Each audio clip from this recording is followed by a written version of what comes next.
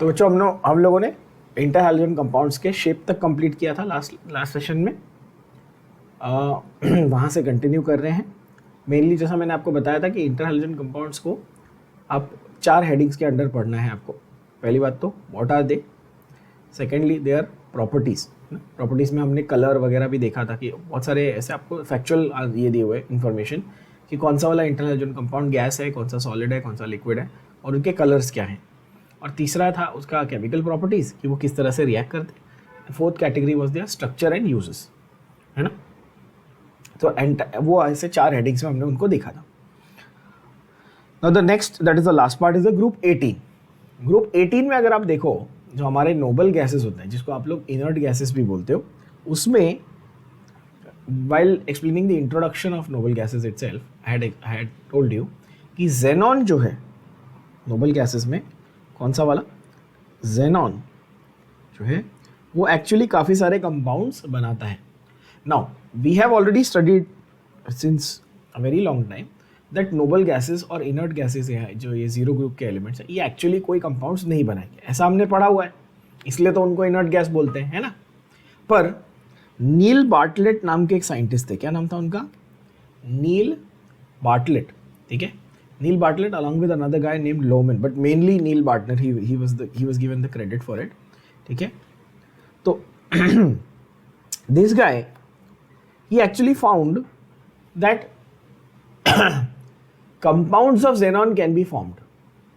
नील Bartlett ने क्या exhibit किया था, क्या समझाया था उन्होंने in 1962 that xenon can actually form compounds when it is reacted with a complex of platinum. xenon को आप प्लैटिनम कॉम्प्लेक्स के साथ, प्लैटिनम फ्लोराइड के कॉम्प्लेक्स के साथ रिएक्ट करोगे तो क्या होगा कि xenon is able to form xenon fluorides, ठीक है। तो वहाँ से ये आइडिया आया कि अच्छा xenon जो है वो वेरियस टाइप्स ऑफ फ्लोराइड्स बना सकता है ना। And then the idea of xenon compounds came into the picture. तो यहाँ पर देखते हैं एक एक लाइन बाय लाइन किस तरह से एक्सप्लेनेशन दिया हुआ। We have studied that group 18 elements have very high ionization energy and therefore they are unreact. क्या ये हमने पढ़ा हुआ है, सबको मालूम है, मैंने अभी वापस बताया आपको कि हमारा अजम्पशन ये होता है कि ग्रुप 18 के एलिमेंट्स अनरिएक्टिव होते हैं, सही बोल रहा हूँ बच्चों, है ना। और बिकॉज ये अनरिएक्टिव होते हैं, ये अपना इलेक्ट्रॉन नहीं देना चाहते, तो इनकी आयोनाइजेशन एंथैल्पी बहुत ही हाई होती है, इनमें से आप जल्दी इलेक्ट्रॉन नहीं निकाल सकते हो, correct. Each noble gas has a completely filled valence electron shell which makes it inert. इस फिनोमिनन को हम लोग क्या बोलते थे, ऑक्टेट। कंप्लीटली फिल्ड शेल का मतलब क्या है कि वो ऑक्टेट स्टेबलाइजेशन उसके अंदर है, 8 electrons in the outermost shell except for helium. Helium में क्या होता है, हीलियम हैज 2 इलेक्ट्रॉन होते हैं ना उसमें, यानी कि duplet. All others have octet, helium has a duplet. बोलो हाँ या ना, यस। तो because of these are inert. पर जो क्रिप्टॉन, xenon, रेडॉन यानी कि हैवियर नोबल गैसेस हैं वो थोड़े बहुत कंपाउंड्स बना सकते हैं। क्यों, क्योंकि यार आयोनाइजेशन एंथैल्पी तो डिक्रीज होती है ना डाउन द ग्रुप। तो हमने पढ़ा हुआ है कि आयोनाइजेशन एनर्जी क्या होती है, टॉप टू बॉटम आप आ रहे हो तो आयोनाइजेशन एंथैल्पी कम होती जा रही है। तो जैसे जैसे आप नीचे आओगे उस ग्रुप में, ग्रुप 18 में, तो नीचे वाले जो है ना वो थोड़ा बहुत कंपाउंड्स बनाने लग जाएंगे।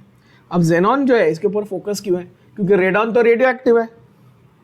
रेडॉन कैसा है, रेडियो एक्टिव, उसको तो हम कंसिडर करते नहीं है, वो तो डिसइंटीग्रेट हो जाएगा। तो इसलिए xenon जो है वो आखिरी स्टेबल है ना, मेन वाला। तो इसलिए xenon के हम लोग सारे कंपाउंड्स को स्टडी करेंगे। क्या ये बात समझ में आई सब बच्चों को?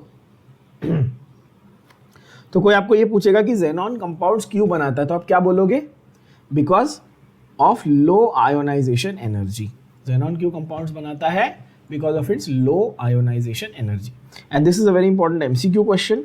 कौन सा, Neil Bartlett was the first one to make the compound of xenon. The first compound of xenon was made by Neil Bartlett, right?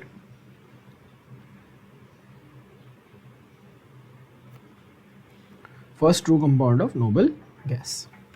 Now, जैसे मैंने बताया कि xenon जो है वो फ्लोराइड्स बना रहा है, वो तो ठीक है।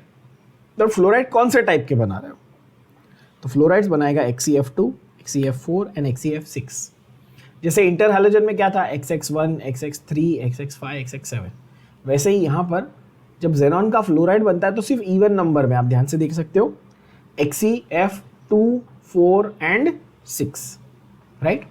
अच्छा, क्यों ये बना रहा है फ्लोरीन के साथ compounds? Because fluorine highly electronegative है, हाईली रिएक्टिव है। करेक्ट है बच्चों? फ्लोरीन कैसा है?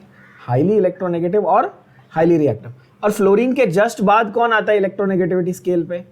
ऑक्सीजन आता है कि नहीं? तो xenon also forms compounds with oxygen such as XeO3, xenon का 3 ऑक्सीजन के साथ, या XeOF2 या XeOF4 या XeO2F2। मतलब ऑक्सीजन के इन्वॉल्वमेंट के साथ भी आपके कंपाउंड्स बन सकते हैं जेनॉन के। तो जेनॉन का या तो डायरेक्ट ओनली फ्लोरीन के साथ बनेगा या फिर फ्लोरीन और ऑक्सीजन के कॉम्बिनेशन के साथ कंपाउंड्स बनेंगे। क्या ये बात समझ में आ रही है? ये आप मार्क करके रखेंगे, बहुत इंपॉर्टेंट पार्ट है ये, कि xenon will form compounds either only with fluorine और with fluorine oxygen combination. Because ये दोनों कैसे हैं, फ्लोरीन और ऑक्सीजन? हाईली इलेक्ट्रोनेगेटिव और हाईली रिएक्टिव है। सही है? चलो अब डिटेल में बात करते हैं जेनॉन फ्लोराइड्स के बारे में। Preparation of xenon fluorides. Now again this is asked in your theory paper as a short answer question. One second.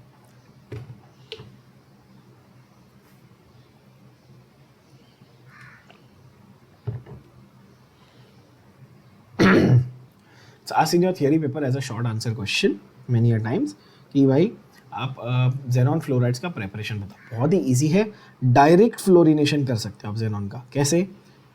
निकल tube, in a nickel tube, sealed nickel tube at higher temperature xenon and fluorine will react together, will form XeF4। ठीक है, XeF2, XeF4 ये दोनों बन सकते हैं। Just the difference is कि आपका रेशियो जो है वो जेनॉन और फ्लोरीन का वो अलग अलग रहेगा। जब आप फ्लोरीन एक्सेस में लोगे तो XeF4 बनेगा। ठीक है, ये जो ये है ना 1:5, ये इरेलेवेंट है, फिलहाल इसको हटाओ, ये फालतू में आपको कंफ्यूज करेगा। ये रेशियो आप हटा दो। ठीक है, XeF6। XeF4 बनाने के दो तरीके आपके पास, देखो XeF4 बनाने के आपके पास दो अलग अलग तरीके। कौन से? या तो आप निकल ट्यूब में उसको अंडर प्रेशर हीट करके बना सकते हो, या तो आप इलेक्ट्रिक डिस्चार्ज में उसको लो टेम्परेचर पे बना सकते हो XeF4 को। ठीक है, सो XeF4 in a nickel tube at high temperature और XeF4 with electrical discharge at low temperature, दोनों पॉसिबिलिटीज हैं। Also please note in your text book these idiots again have messed up, they have not printed number 2 and 3। ठीक है, can see that the number directly goes from, तो please cancel these also, ये तो फालतू में आपको confuse करेगा। आप नंबर खुद से लिख दो 1, 2, 3 and 4। ओके बच्चों, they should really hire somebody for proofreading। okay, so you have xenon के fluorides XeF2 and XeF4 and XeF6। okay, low temperature पे अगर रहेगा तो इलेक्ट्रिकल डिस्चार्ज यूज करना है, हाई टेम्परेचर पे अगर करना है तो आपको निकल tube with high pressure use करना है। नाउ एक बार आपका फ्लोराइड बन गया, एक जेनॉन का आपने क्या बना दिया, फ्लोराइड बना दिया। अब उसके रिएक्शंस किस तरह होंगे? देखो, रिएक्शंस ऑफ XeF2। सबसे पहला hydrolysis. So XeF2 will undergo hydrolysis to give hydrogen fluoride. Now see the idea is what? The idea is what? Xenon और फ्लोरीन और हाइड्रोजन और फ्लोरीन। तो मुझे ये बताओ कि जेनॉन और फ्लोरीन में ज़्यादा अट्रैक्शन होगा कि हाइड्रोजन और फ्लोरीन में ज़्यादा अट्रैक्शन होगा? किसकी टेंडेंसी ज़्यादा है फ्लोरीन से जुड़े हुए रहने की? जेनॉन तो वैसे भी नोबल गैस है, उसको तो कोई इंटरेस्ट है नहीं ज़्यादा कंपाउंड बनाने में। सही बोल रहा हूँ, है ना?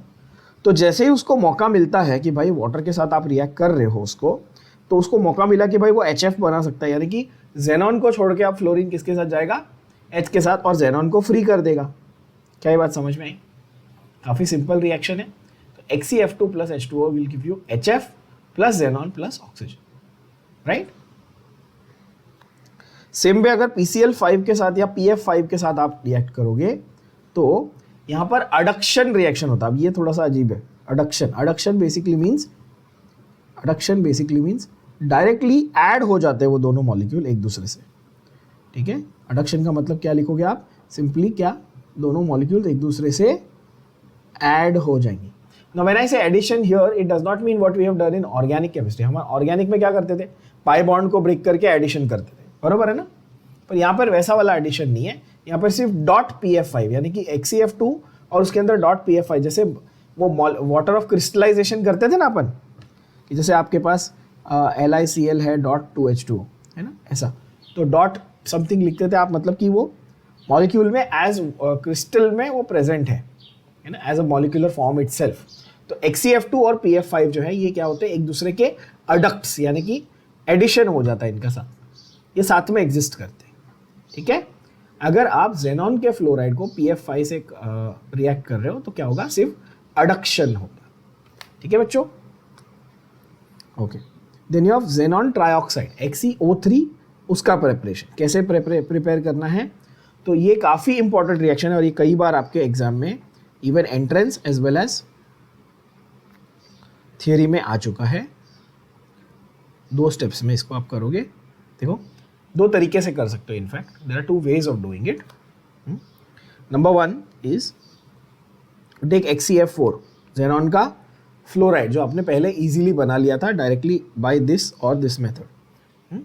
जेनॉन का फ्लोराइड लिया, उसको वाटर के साथ रिएक्ट किया, क्या मिलेगा, xenon plus HF, xenon plus HF, ये तो मिलता ही है ना, देखो ना, जेनॉन प्लस HF, करेक्ट है।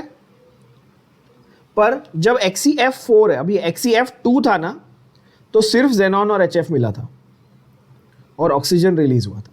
पर XCF4 है ना, तो जेनॉन प्लस HF तो मिल रही है, वो तो ठीक है, पर the main product, again one more product that you get is XeO3।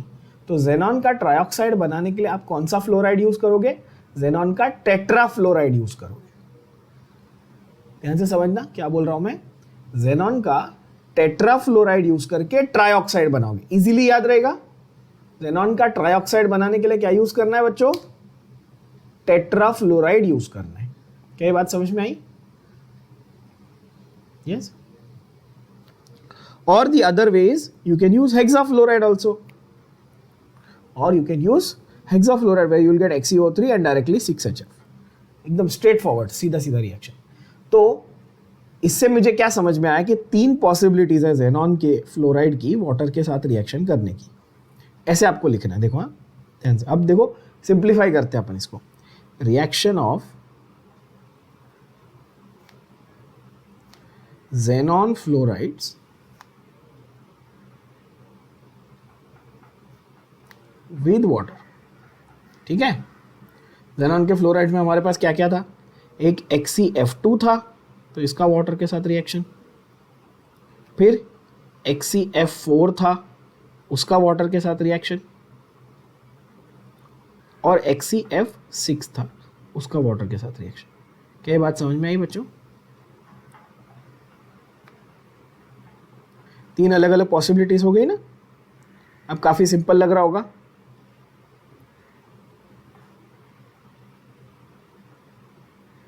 इस तरह से।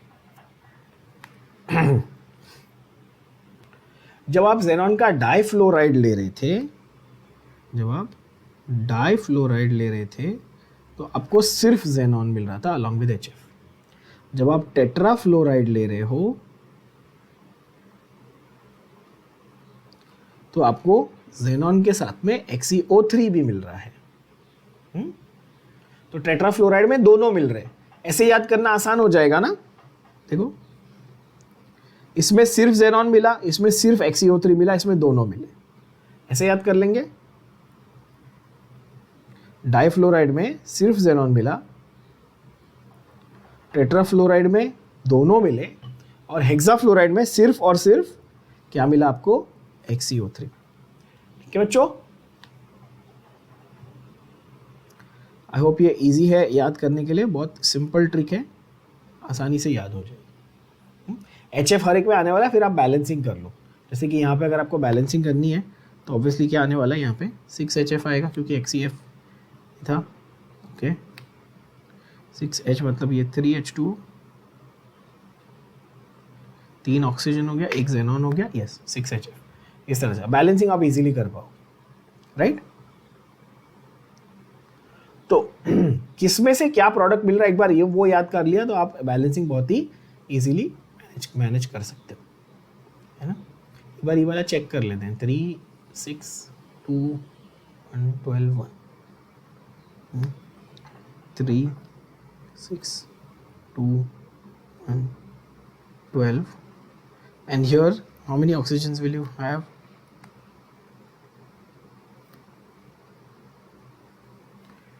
In your textbook I think they've given 1.5, right? You don't write 1.5, you write 3/2. That is stupid way of writing 1.5, right? 3/2. Or then because it's inorganic तो आप ठीक है, balancing ऐसा रहेगा 6HCF4 plus 12H2O gives 4Xe plus XeO3 24HF plus 3O2. Okay, and in the first one it's very pretty straightforward. क्या है first वाले में, क्या आएगा बच्चों, कितने आपके पास HF, तो 2 HF है लेकिन O2 है ना, तो ये 2 होना चाहिए, 2 2 4 4 HF होना चाहिए, 4 HF है मतलब ये 2 और ये 2, इस तरह से easy. 2XeF2 plus 2H2O gives 2Xe plus HF plus O2, right. मेन चीज़ मैंने आपको क्या बोली, याद क्या करना है कि जब डाइफ्लोराइड था तो सिर्फ जेनॉन मिल रहा था HF के साथ, टेट्राफ्लोराइड और जेनॉन ट्राइऑक्साइड दोनों मिल रहा था, और हेक्साफ्लोराइड है तो सिर्फ ट्राइऑक्साइड। ये इंपॉर्टेंट है पार्ट, बाकी बैलेंसिंग आपको मैंने बता दिया, है ना। नाउ ऑक्सीफ्लोराइड्स, तो पहले सिर्फ फ्लोराइड था, फिर सिर्फ ऑक्साइड था, अब क्या है, ऑक्सीफ्लोराइड है। क्या है, oxyfluoride. Now how many oxyfluorides are possible, ये बहुत पॉपुलर क्वेश्चन है। कितने ऑक्सीफ्लोराइड्स बन सकते हैं आप देखो, ये 1 2 3 और 4 ऑक्सीफ्लोराइड्स पॉसिबल है बच्चों, है ना। There are 4 oxyfluorides that are possible. अब आप सोचोगे कि सर हम कैसे याद रखेंगे कि कितने ऑक्सीफ्लोराइड बन सकते हैं, तो इसका काफ़ी सिंपल तरीका है, मैं आपको समझाता हूँ, स्ट्रक्चर के हिसाब से समझना।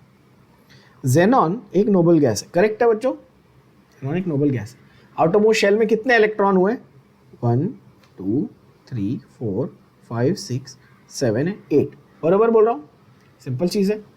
अच्छा, ये मैक्सिमम कितने बॉन्ड्स बना सकता है फिर, अब आपको अगर ये जज करना है कि ये कितने टाइप के ऑक्सीफ्लोराइड बनाता है तो बहुत ईजी है। देखो, ऑक्सीजन के साथ डबल बॉन्ड बना सकता है, तो ऑक्सीजन के साथ डबल बॉन्ड बना दिया, फिर इधर फ्लोरीन फ्लोरीन फ्लोरीन फ्लोरीन, तो एक्चुअली स्ट्रक्चर कैसा बना देखो, XeO2F4, ये पॉसिबिलिटी एग्जिस्ट कर रही है, समझ में आ रहा है। 2 ऑक्सीजन 4 फ्लोरीन, देखो अभी ऊपर क्या लिखा उसने, XeO2F4 बन सकता है। क्या ये समझ में आई बात सबको, तो इसमें कोई रॉकेट साइंस तो है नहीं कि 8 इलेक्ट्रॉन है आउटर मोस्ट शेल में तो वो कितने बना लेगा भाई, वो XeO2F4 भी बना सकता है। या फिर अगर मैं यहाँ से दो फ्लोरीन को हटा दूँ और सीधा सीधा क्या करूँ, डबल बॉन्ड ऑक्सीजन के साथ बना दूँ तो भी बन जाएगा। तो क्या बनेगा बताओ, XeO3F2, बोलो हाँ या ना। इजी है बच्चों, समझना ये, यस है ना, काफी सिंपल स्ट्रेट फॉरवर्ड फंडा है। आपको सिर्फ आउटर मोस्ट शेल जो इलेक्ट्रॉन्स है वो देखने ध्यान से। आपको पता है ऑक्सीजन की वैलेंसी 2 है, मतलब वो एक डबल बॉन्ड बनाता है, फ्लोरीन की वैलेंसी 1 है, वो सिंगल बॉन्ड बनाता है। इस तरह से आप स्ट्रक्चर बना सकते हो। अच्छा, now for those of you who are wondering कि सर XeO2F2 का क्या, ये मैंने बना के दिखाया, ये बना के दिखाया, व्हाट अबाउट XeO2F2, तो भाई मतलब वो बोल रहा है 2 ऑक्सीजन 2 फ्लोरीन, फ्लोरीन फ्लोरीन, तो क्या मैं बोल सकता हूं इसमें एक लोन पेयर बचा, बोलो हाँ कि ना। स्ट्रक्चर बनाने के बाद एक लोन पेयर बच गया। तो एमसीक्यू में सबसे पहला क्वेश्चन और सबसे पॉपुलर क्वेश्चन आपको ये पूछता है कि कौन से वाले स्ट्रक्चर में कितने लोन पेयर हैं। तो अगर मैं आपको ये बोलूं कि आपके पास XeO2, समझो ऐसा स्ट्रक्चर, कितने लोन पेयर होंगे इसमें, तो क्या आप बना पाओगे, और बोलोगे ठीक है XeO यानी कि डबल बॉन्ड ऑक्सीजन, एक फ्लोरीन इधर एक फ्लोरीन इधर, और टोटल बाहर कितने थे, 8 थे, 4 उसने बॉन्ड बना लिए, 2 लोन पेयर बच गए, सिंपल है कि नहीं। तो इस तरह से आपको इसके स्ट्रक्चर्स जो हैं वो ध्यान में रखने हैं बच्चों। अगेन रटने की कोई ज़रूरत नहीं है, बहुत ही सिंपल लॉजिकल तरीके से आप इनके स्ट्रक्चर्स ड्रॉ कर सकते हो। क्या ये बात समझ में आ गई सबको? I hope so.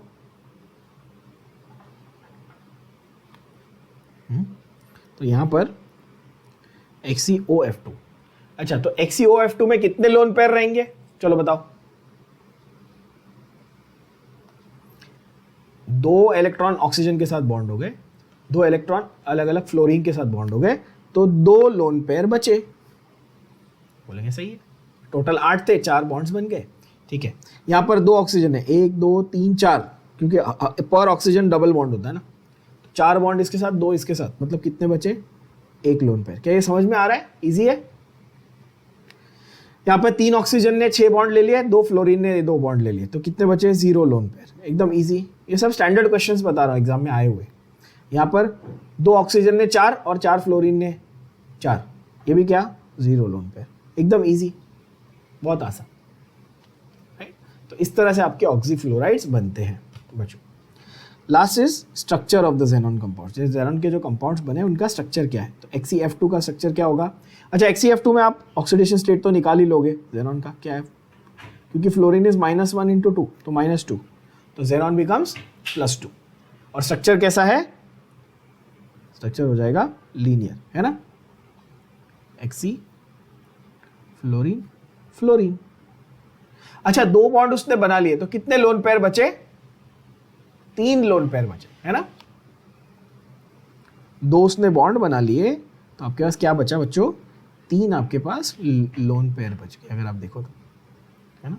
तो यहां पर मेंशन कर दो 3 लोन पेयर्स, क्योंकि उसने 2 ही बॉन्ड बनाए। 8 में से 2 बॉन्ड बना लिए, तो 6 इलेक्ट्रॉन बचे, यानी कि 3 लोन पेयर बचे। What about XeF4? चलो ये बहुत ईजी है, बता सकते हो। इसमें ज़ेनॉन क्या होगा? +4 होगा। कितने लोन पेयर बचेंगे बच्चों? स्क्वायर प्लेनर, है ना? कितने बॉन्ड बनाए उसने? 1 2 3 4, तो कितने लोन पेयर बचे?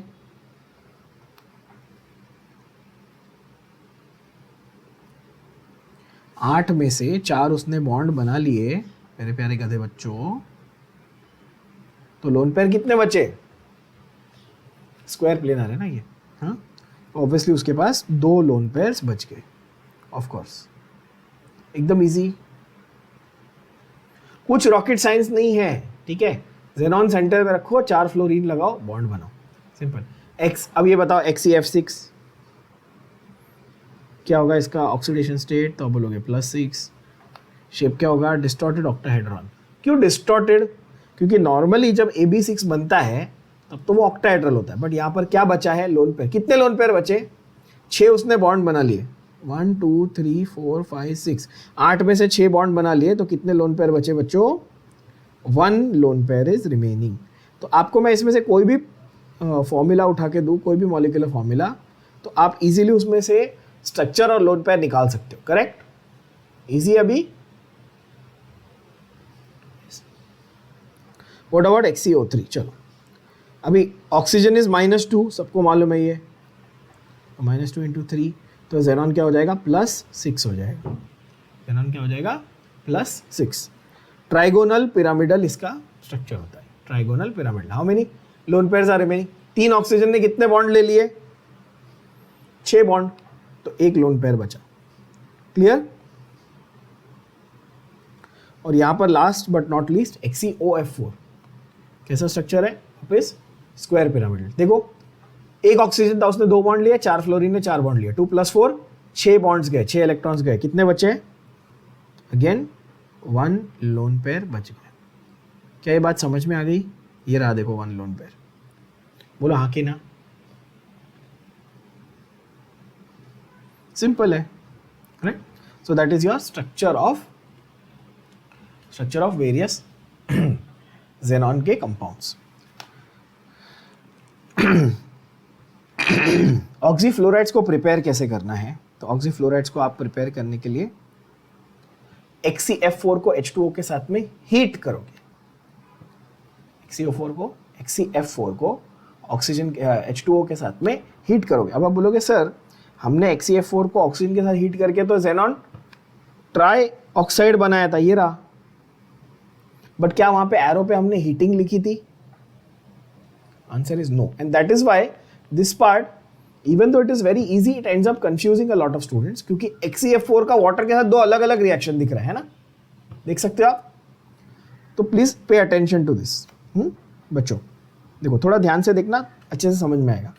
ये जेनॉन टेट्राफ्लोराइड है, वाटर के साथ में रिएक्शन किया, पर एरो पे हीटिंग नहीं किया, मतलब एट लो टेम्परेचर ही चल रहा है ना। लेकिन जब स्पेसिफिकली आपको एरो पे क्या दिया, हीट टू 80 डिग्री सेल्सियस, तब आपका जेनॉन ट्राइऑक्साइड की जगह पे एक्चुअली क्या बन जाता है, जेनॉन ऑक्सीफ्लोराइड बन जाता है। क्या बन जाता है, जेनॉन ऑक्सीफ्लोराइड बन जाता है, ठीक है ना।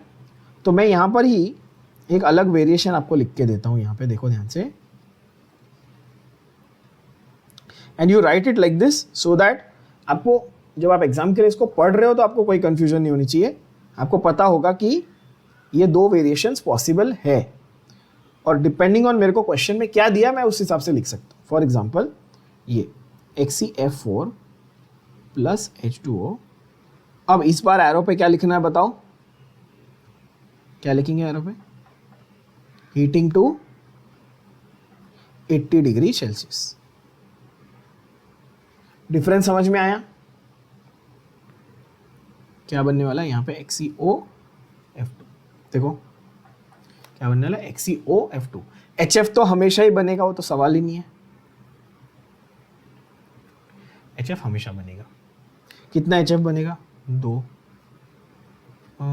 यस, बाकी बैलेंस्ड, बाकी सब कुछ बैलेंस्ड, 2 HF। सेकेंड देखो XeF6 प्लस H2O, तो आप बोलेगा यार ये भी तो किया था, XeF6 प्लस H2O, तो यहाँ पर भी लिख लेते हैं अलग variation, XeF6 plus H2O। Now यहाँ पर लिमिटेड वाटर है, देखो ऊपर वाले में 3 वाटर मॉलिक्यूल थे, यहाँ पर एक ही है, समझ रहे हो बात को।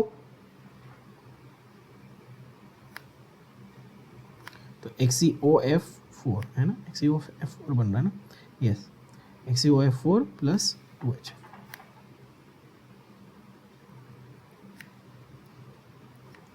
तो हाउ विल यू जज, आपको अगर क्वेश्चन ऐसा दिया एग्जाम में कि चलो जेनॉन हेक्साफ्लोराइड का वाटर के साथ रिएक्शन है, तो आपको वो मेंशन करके दिया जाएगा कि एक्सेस वाटर है या फिर लिमिटेड अमाउंट में है, और अगर मेंशन नहीं है तो आपको दोनों रिएक्शन लिखने हैं। क्या आप समझ पा रही है, तब आपको दोनों रिएक्शन लिखने हैं कि जेनॉन हेक्साफ्लोराइड जब लिमिटेड क्वांटिटी ऑफ वाटर के साथ रिएक्ट करेगा तो वो जेनॉन का ऑक्सीफ्लोराइड बनाएगा, कौन सा, OF4 वाला कंपाउंड, और जब वो हायर क्वांटिटी यानी कि 3 मोल के साथ रिएक्ट करेगा तब वो जेनॉन का ट्राइऑक्साइड बनाएगा। आई होप ये काफ़ी क्लियर हो गया बच्चों सबको, क्योंकि ये अलग अलग रिएक्शंस है, कंफ्यूजिंग हो सकते थे, इसलिए उसको हमने एक साथ लिख दिया।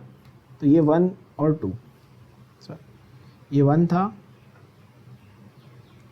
ये 2, उसमें पॉसिबिलिटी नंबर 1, पॉसिबिलिटी नंबर 2, और थर्ड रिएक्शन हेक्साफ्लोराइड का possibility number 1, possibility number 2। Easy.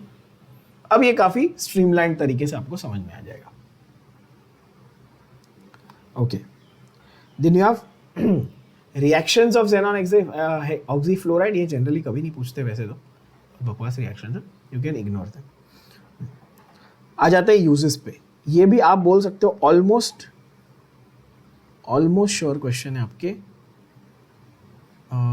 Even boards में, थियरी में एज वेल एज एमसीक्यूज में। इस पूरे चार्ट में से एक क्वेश्चन तो डेफिनेटली आ ही जाता है, या तो आपके एमसीक्यू में आएगा एंट्रेंस में, या तो आपके थियरी में आएगा, गारंटीड क्वेश्चन होता है ये पूरा जो टेबल है उसमें से, ऑलमोस्ट श्योर क्वेश्चन। ठीक है बच्चों,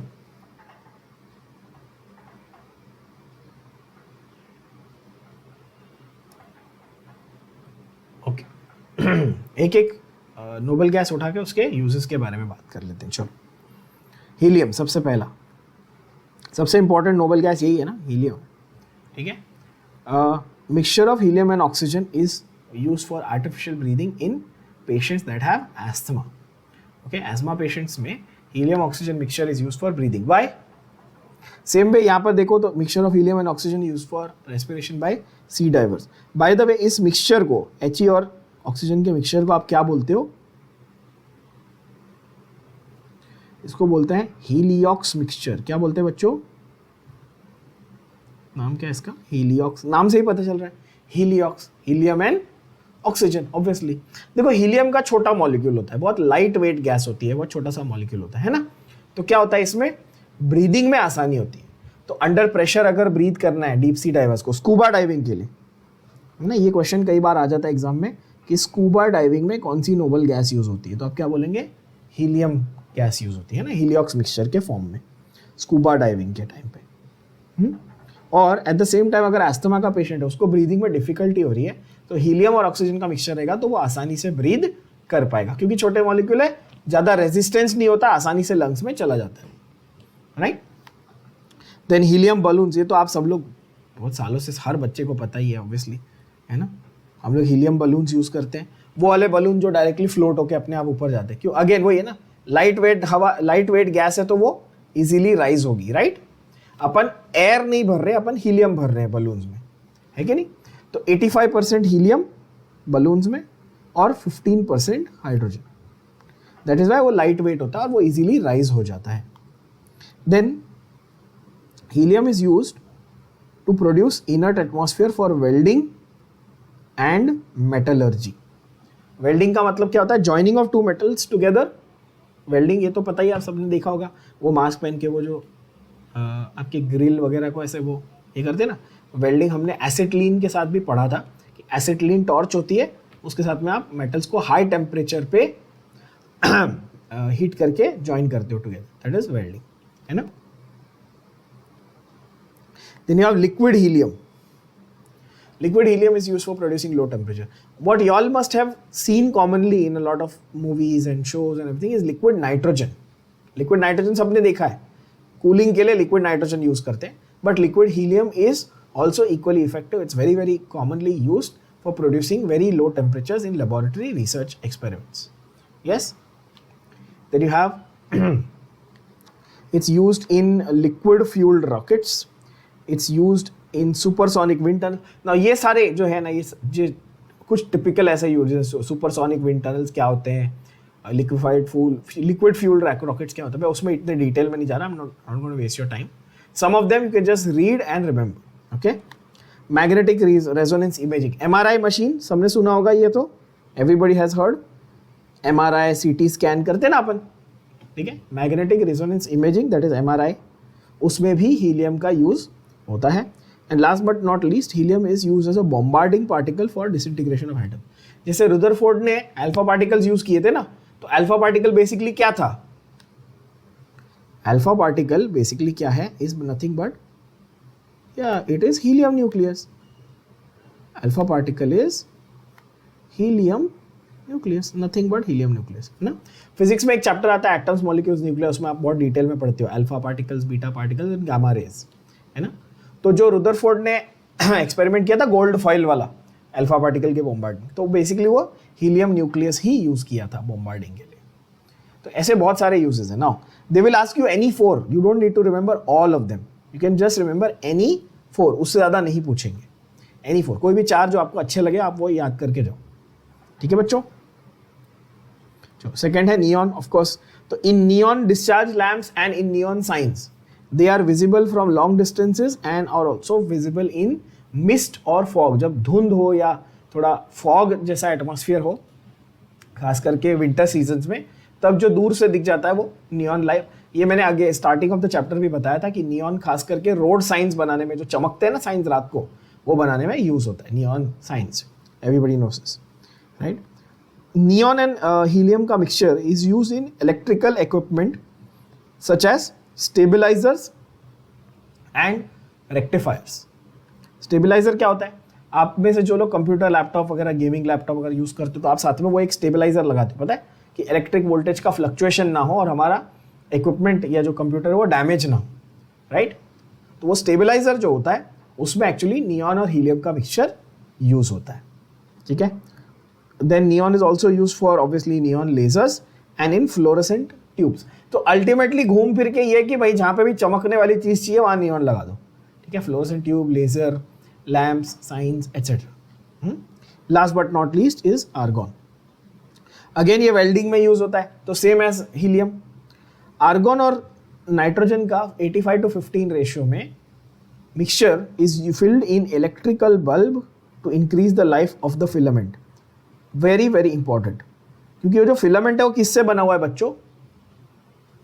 लाइट बल्ब का फिलामेंट किससे बना होता है, कौन से मटेरियल से? Tungsten, very good, is made up of tungsten. और वो टंगस्टन अगर इनर्ट एटमॉस्फेयर में नहीं रहेगा, थोड़ा बहुत अगर उसके अंदर ऑक्सीजन लीक हो गया तो वो ऑक्साइड बन जाएगा, तो फिलामेंट आपका डैमेज हो जाएगा, तो इसलिए उसको इनर्ट एटमॉस्फेयर में रखते हैं 85% आर्गॉन डाल के, ठीक है। Then you have fluorescent tube, फिर से repeat, and last is neon के साथ मिक्स करके लाइट्स और स्ट्रीट लैम्प्स जो बना रहे हैं वो अलग कलर डालने के लिए आप आर्गॉन यूज कर सकते हैं, राइट। तो that brings you to an end of the entire topic of elements of group 16, 17 and 18। We have covered every single point in detail, line by line marking के साथ। आई होप आप सबने mark किया होगा properly और उसको properly note down किया होगा। चलो थोड़े से एक्सरसाइज के क्वेश्चंस भी अपन डिस्कस कर लेते हैं फटाफट। नाउ एक्सरसाइजेज में आपका पहला एमसीक्यू, जो बहुत ही पॉपुलर एमसीक्यू, हमने पीरियोडिक टेबल में भी किया, बहुत बार आता है ये क्वेश्चन। ग्रुप 17 में हाईएस्ट इलेक्ट्रॉन गेन एंथैल्पी किसकी है? ग्रुप 17 में हाईएस्ट इलेक्ट्रॉन गेन एंथैल्पी किसकी है? तो यहाँ पर एक एक्सेप्शन था ना बच्चों, कि हम हमेशा ऐसा सोचते हैं कि फ्लोरीन की होगी, बट एक्चुअली में किसकी होती है? सबसे ज़्यादा क्लोरीन की होती है ना, क्योंकि फ्लोरीन में छोटा साइज है तो इंटर इलेक्ट्रॉन रिपल्शन बहुत ज़्यादा होता है, इसलिए क्लोरीन की electron gain enthalpy actually fluorine से भी ज़्यादा होती है। That is the first one will be option B, that is chlorine, right. What about the second one, क्या बोलता है देखो, hydrides of group 16 are weakly acidic, what is the correct order of acidic character? तो हमने ये देखा था कि ग्रुप 16 में हाइड्राइड्स जो हैं इनका acidic character, acidity of hydrides will increase or decrease down the group? It will increase down the group, यानी कि ऑक्सीजन से लेके टेलुरियम तक आते आते आपकी एसिडिक कैरेक्टर जो है वो इंक्रीज हो जाता है, करेक्ट है। तो इसीलिए H2TE is more acidic than H2SE, which is more acidic than H2S, which is more acidic than water. Of course water तो completely neutral है यार, और जो हाइड्रोजन सल्फाइड है उससे ज़्यादा एसिडिक है, तो आप सीधा सीधा प्रिडिक्शन कर सकते थे कि भाई जो ऑप्शन सी है आपका वो करेक्ट आंसर है। क्या ये समझ में आया? बाजू में रीज़न भी लिख के रखना, ताकि जब आप रीड कर रहे हो तो आपको रीज़न और उसका आंसर दोनों साथ में याद रहे, ठीक है बच्चों। चलो नेक्स्ट देखें, विच of the following elements will never show an oxidation state of +4? ये तो बहुत ऑब्वियस आंसर है, इसमें से +4 ऑक्सीडेशन स्टेट किसका कभी भी नहीं हो सकता है, तो आंसर है ऑक्सीजन। वाई? ऑक्सीजन के पास वैलेंस इलेक्ट्रॉन कितने हैं? 2 वैलेंस इलेक्ट्रॉन है, कितने? 6 वैलेंस इलेक्ट्रॉन है ना गधे बच्चों, है कि नहीं?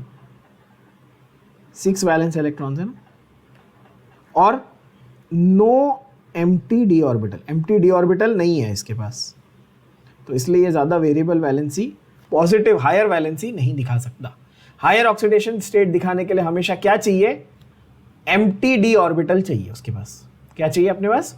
हमेशा empty d orbital. Higher valency, जब भी क्वेश्चन आ जाए कि ये औकात से बाहर वैलेंसी, औकात से बाहर अपने ऑक्सीडेशन स्टेट दिखा सकता है क्या?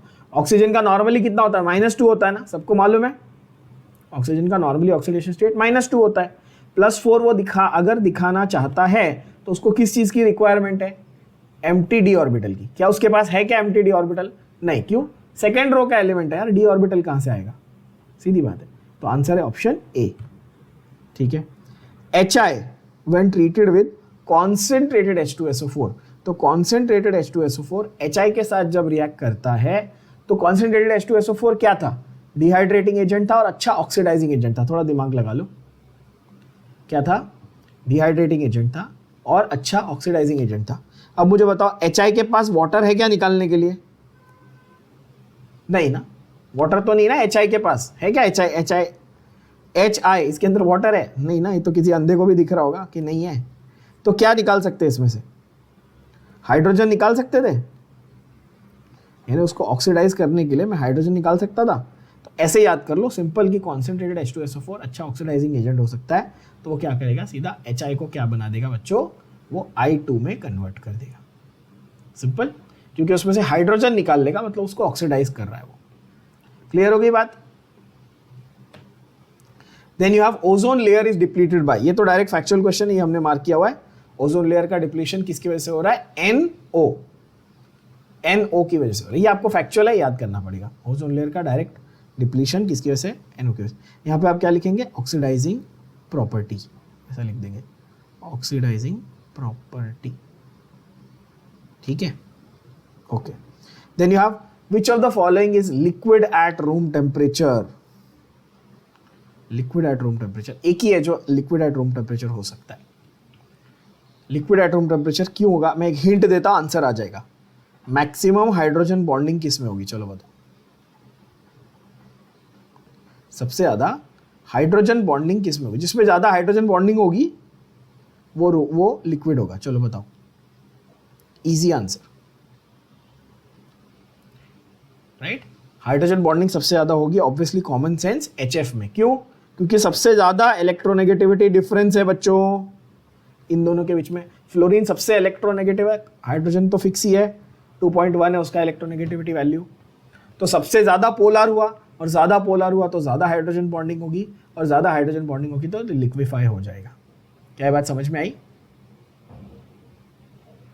जितनी ज्यादा हाइड्रोजन बॉन्डिंग, देखो ना यार, मॉलिक्यूल्स जो है ना वो दूर दूर रहेंगे तो गैस है, जब वो नजदीक आएंगे एक दूसरे से बॉन्ड करेंगे तो लिक्विड है ना, डिस्टेंस कम होना चाहिए ना। तो जिसमें बॉन्डिंग होगी वो लिक्विड होगा। किस में हो रही है बॉन्डिंग? HF में। क्यों? क्योंकि हाईली पोलर मॉलिक्यूल है। क्या बात समझ में आ गई? ओके। इन पायरोसल्फ्यूरस एसिड, एक्चुअली ये मिस्टेक है, पायरोसल्फ्यूरस नहीं, पायरोसल्फ्यूरिक होना चाहिए वहां पे क्वेश्चन में। पायरो चेंज कर लो, आई थिंक नई टेक्स्ट बुक जिसकी है रीप्रिंट वाली उसमें पायरोसल्फ्यूरिक किया रहेगा, एक बार चेक कर लेना।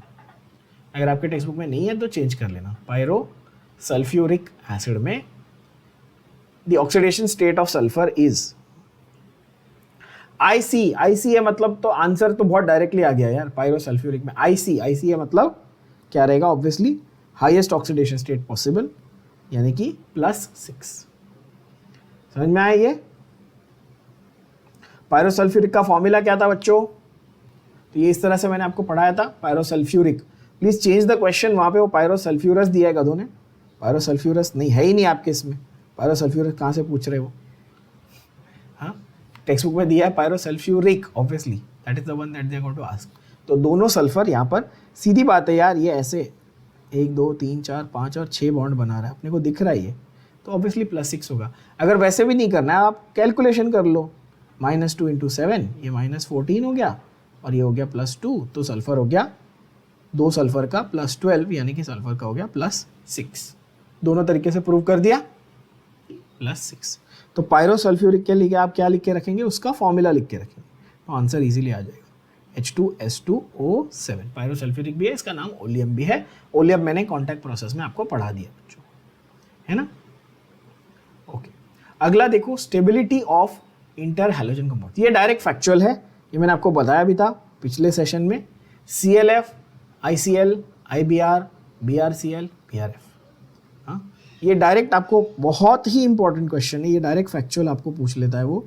और ऑनेस्टली स्पीकिंग इसमें कोई ऐसा लॉजिक नहीं है, ठीक है? मतलब है लॉजिक ऑफ कोर्स, साइज के हिसाब से स्टेबिलिटी की बात है, ठीक है? क्लोरीन फ्लोरीन दोनों छोटे, फिर उससे उसमें डिफरेंस ऑफ, अगर हम लोग बॉन्ड लेंथ देखें, ICl, फिर IBr, फिर BrCl, फिर BrF। सबसे छोटा BrF है ना, मतलब फ्लोरीन के साथ में बॉन्ड है ना उसमें, इसलिए। But honestly speaking there is no ऐसे पैटर्न नहीं है जिसकी वजह से आप डायरेक्टली प्रिडिक्ट कर सको, आपको एक्चुअली लर्न करना पड़ेगा ये। तो इसलिए स्टार मार्क करके रखो और इसको एज इट इज लर्न करो, ठीक है? इंटर हैलोजन कंपाउंड्स की स्टेबिलिटी बच्चों। Now BrCl reacts with water to form, BrCl reacts with water to form what? तो ऐसे करके देखते हैं, BrCl + HOH, रिएक्शन लिख के देखो क्या बनने वाला है।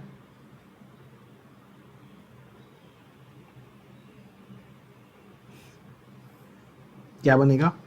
एकदम इजी है। अच्छा बताओ, क्लोरीन ज्यादा इलेक्ट्रोनेगेटिव है कि ब्रोमीन? ब्रोमीन क्लोरीन में से ज्यादा इलेक्ट्रोनेगेटिव कौन है? Cl। तो हाइड्रोजन को किसके लिए ज्यादा अफिनिटी है?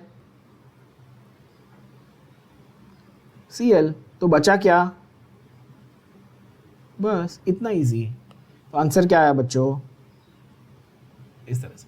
अगेन मैं आपको फिर से बोल रहा हूं, आपको रटने की कोई जरूरत नहीं, आपको सिर्फ लॉजिकली सोचना है कि BrCl में से ये प्लस रहेगा, ये माइनस रहेगा, तो हाइड्रोजन की अफिनिटी किसके लिए ज़्यादा रहेगी, क्लोरीन के लिए रहेगी, तो इसलिए HOBr बनेगा और HCl बनेगा। Easy, yes. मैंने आपको रिएक्शन भी वहाँ पे लिख के दे दिया है।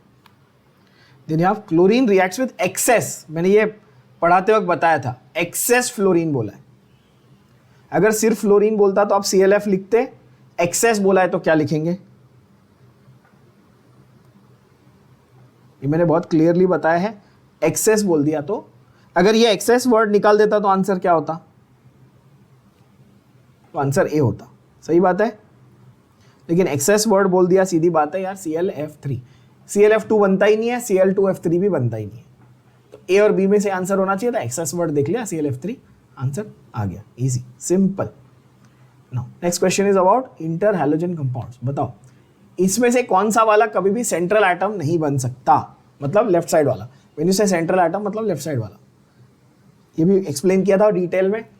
कौन सा वाला कभी भी सेंट्रल एटम नहीं बन सकता, लेफ्ट साइड वाला, of course fluorine. Why, because ये मोस्ट इलेक्ट्रोनेगेटिव है, ये सबसे ज़्यादा इलेक्ट्रोनेगेटिव है, तो ये राइट साइड पे ही आएगा, ये सेंटर मतलब लेफ्ट साइड पे नहीं आ सकता, सेंट्रल में नहीं आ सकता।